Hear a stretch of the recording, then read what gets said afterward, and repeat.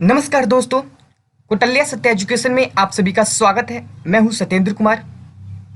दोस्तों, आज है 16 जुलाई 2020 और आज आप सभी को इस वीडियो में 15 जुलाई से लेकर 16 जुलाई के जितने भी करंट अफेयर्स के क्वेश्चंस बने हैं आप सभी को इस वीडियो में बताया जाएगा। साथ ही साथ दोस्तों सभी क्वेश्चंस के मुख्य पॉइंट्स को बताए जाएंगे ताकि आप सभी को करंट अफेयर्स के क्वेश्चंस याद हो जाए। और तो और दोस्तों, आप सभी से मेरा निवेदन है कि अगर आप हमारे चैनल पे नए हैं तो चैनल को सब्सक्राइब कीजिए और बेल आइकन को प्रेस कीजिए। बेल आइकन प्रेस करने से ये होगा कि जब भी हम वीडियोस को अपलोड करेंगे आपके पास नोटिफिकेशन के साथ आपको अपडेट मिलता रहेगा। साथ ही साथ दोस्तों, अगर आपने अभी तक हमारे टेलीग्राम पेज को ज्वाइन नहीं किया है तो टेलीग्राम पेज को ज्वाइन कर लीजिए। लिंक आपको डिस्क्रिप्शन बॉक्स में मिल जाएगा। टेलीग्राम पेज ज्वाइन कर लीजिएगा तो वहां पे आप सभी को रोजाना डेली करंट अफेयर्स के पीडीएफ फाइल मिल जाएंगे। चलिए दोस्तों, क्वेश्चन को स्टार्ट करते हैं। क्वेश्चन स्टार्ट करने से पहले दोस्तों आप सभी से मैं निवेदन करूंगा कि वीडियो को लास्ट तक देखिएगा और साथ ही साथ दोस्तों अपने दोस्तों के पास भी जरूर शेयर कीजिएगा और वीडियो आपको अच्छा लगे तो एक लाइक जरूर कीजिएगा। चलिए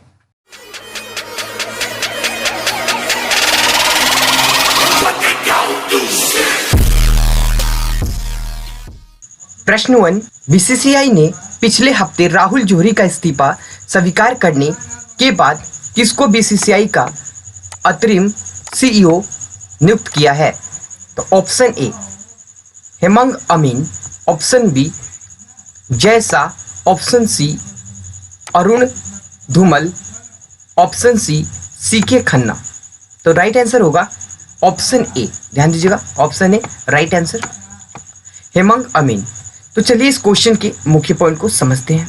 हेमंग अमीन बीसीसीआई पूर्व सीईओ राहुल जौहरी ने पिछले दिनों अपने पद से इस्तीफा दे दिया था। राहुल जौहरी को 2016 में बीसीसीआई के सीईओ के रूप में नियुक्त किया गया था।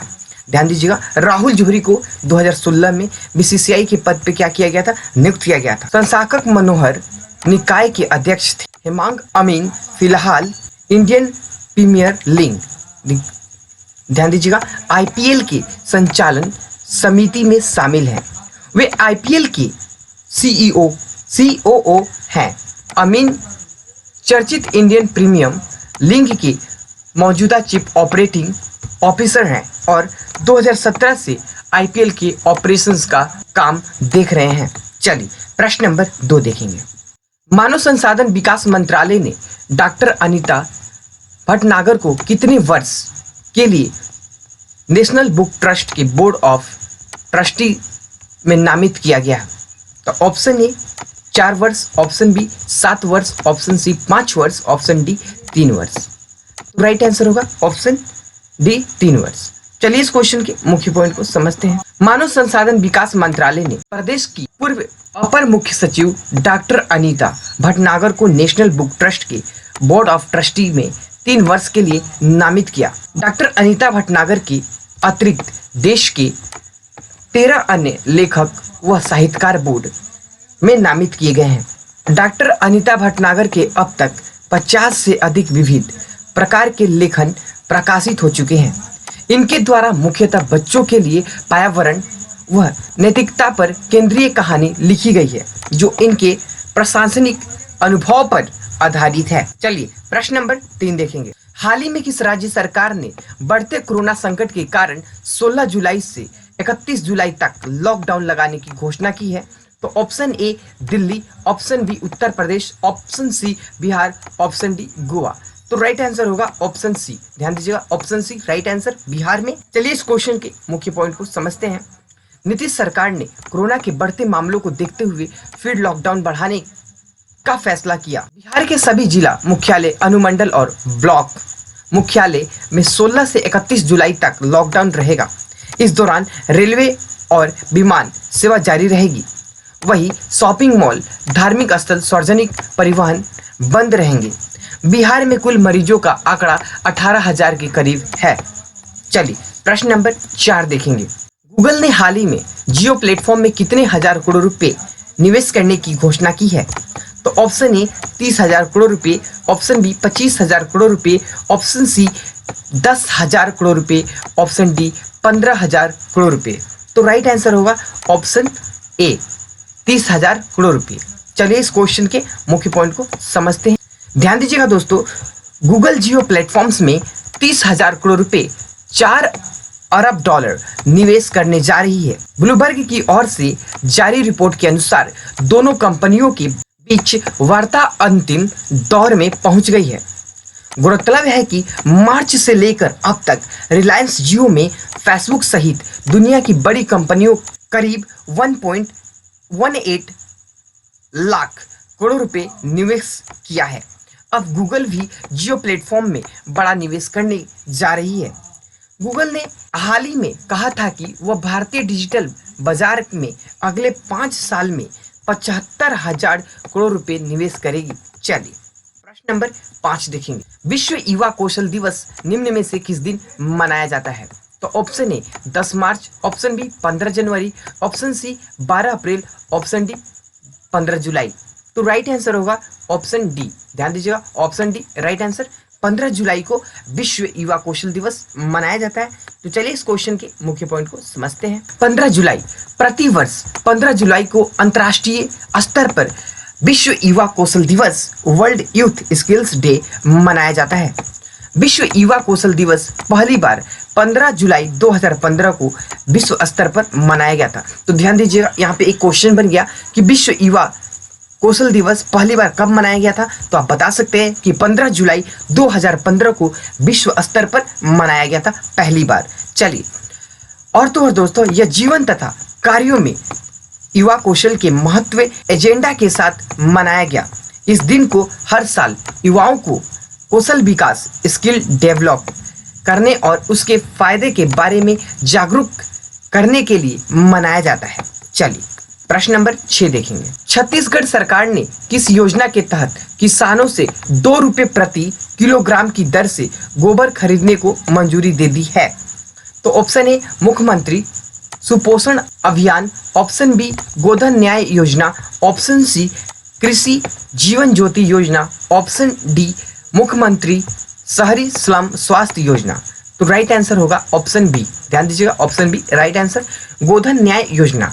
चलिए इस क्वेश्चन के मुख्य पॉइंट को समझते हैं। छत्तीसगढ़ सरकार ने गोधन न्याय योजना के तहत गौपालक किसानों से, ध्यान दीजिएगा, गौपालक किसानों से 2 रुपये प्रति किलोग्राम की दर से गोबर खरीदने को मंजूरी दे दी है।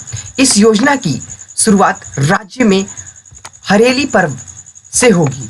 राज्य में अब तक 5,300 गोठान स्वीकृत किए जा चुके हैं, जिसमें से ग्रामीण क्षेत्रों में 2,408, शहरी क्षेत्रों में 377 गोठान बन चुके हैं, जहां से इस योजना की शुरुआत की जाएगी। ध्यान दीजिएगा, इस योजना से जैविक खेती को बढ़ावा मिलने के साथ ही ग्रामीण और शहरी क्षेत्रों में रोजगार के नए अवसर, गौ पालन एवं गौ सुरक्षा को प्रोत्साहन, खुली चराई पर रोक, द्विफसली क्षेत्र के विस्तार के साथ ही पशुपालकों को आर्थिक लाभ प्राप्त होगा। प्रश्न नंबर 7 देखेंगे। हाल ही में सर्वोच्च न्यायालय ने केरल के तिरुवनंतपुरम में किस प्रसिद्ध मंदिर के प्रशासन में त्रावणकोर रियासत के पूर्ववर्ती शाही परिवार के अधिकारों को बरकरार रखा है? ऑप्शन ए सबरीमला मंदिर, ऑप्शन बी अंडकल भगवती मंदिर, ऑप्शन सी चटानीकर मंदिर, ऑप्शन डी श्री पद्मनाभ स्वामी मंदिर। तो राइट आंसर होगा option D right answer, Shri Padmanabha Swamy मंदिर। चलिए इस क्वेश्चन के मुख्य पॉइंट को समझेंगे। ध्यान दीजिए दोस्तों, न्यायालय ने इस संबंध में कहा कि प्रथागत कानून के अनुसार अंतिम शासक की मृत्यु के बाद भी सवैत अधिकार अर्थात मंदिर से संबंधित मामलों के प्रबंधन करने का अधिकार परिवार के शेष सदस्यों के साथ बना रहता है। पद्मनाभ स्वामी मंदिर केरल के तिरुवनंतपुरम में स्थित भगवान श्री विष्णु का प्रसिद्ध मंदिर है। ध्यान दीजिएगा, केरल के तिरुवनंतपुरम में स्थित भगवान श्री विष्णु का प्रसिद्ध मंदिर है। भारत के प्रमुख वैष्णव मंदिर में शामिल यह ऐतिहासिक मंदिर तिरुवनंतपुरम के अनेक पर्यटन स्थलों में से एक है। चलिए प्रश्न नंबर 8 देखेंगे। हाल ही में किस IIT संस्था ने सुधा नामक एक अल्ट्रा सैनिटाइजर उत्पाद विकसित किया है? तो option A IIT Kanpur, option B IIT Delhi, option C IIT Kharagpur, option D IIT Roorkee. तो राइट आंसर होगा A, option A right answer IIT Kanpur. चलिए इस क्वेश्चन के मुख्य पॉइंट को समझते हैं। आईआईटी कानपुर के शोध से तैयार मोबाइल की सहायता से चलने वाली डिवाइस शुद्ध कमरे को कोरोना वायरस जैसे अनेक कीटाणुओं से मुक्त कर देगी। यूवी अल्ट्रावायलेट सैनिटाइजर उत्पाद होने से इसमें किसी प्रकार के केमिकल का प्रयोग नहीं किया गया है। शुद्ध में 15 वाटर की 6 यूवी लाइट्स लगी हुई है, जिन्हें व्यक्तिगत रूप से दूरस्थ स्थान से ही नियंत्रित किया जा सकता है। प्रारंभिक परीक्षणों से यह साबित हुआ है कि अपने पूर्ण ऑपरेशन में यह डिवाइस करीब 15 मिनट में 10 × 10 वर्ग फुट के कमरे को कीटाणु रहित कर सकता है। चलिए प्रश्न नंबर 9 देखेंगे। हाल ही में राष्ट्रपति चुनाव में किस देश के मौजूदा राष्ट्रपति आंद्रेज डुंडा लगातार दूसरी बार 5 वर्ष के कार्यालय के लिए राष्ट्रपति के तौर पर चुने गए हैं? तो option A France, option B Poland, option C Germany, option D रूस। तो राइट आंसर होगा ऑप्शन बी पोलैंड। तो चलिए इस क्वेश्चन के मुख्य पॉइंट को समझते हैं। पोलैंड के रूढ़िवादी विचारों वाले दल के आंद्रेज डुंडा को चुनाव में कुल 50.21% मत प्राप्त हुए हैं, जबकि उनके निकटतम प्रतिद्वंदी को 48.79% मत प्राप्त हुए हैं।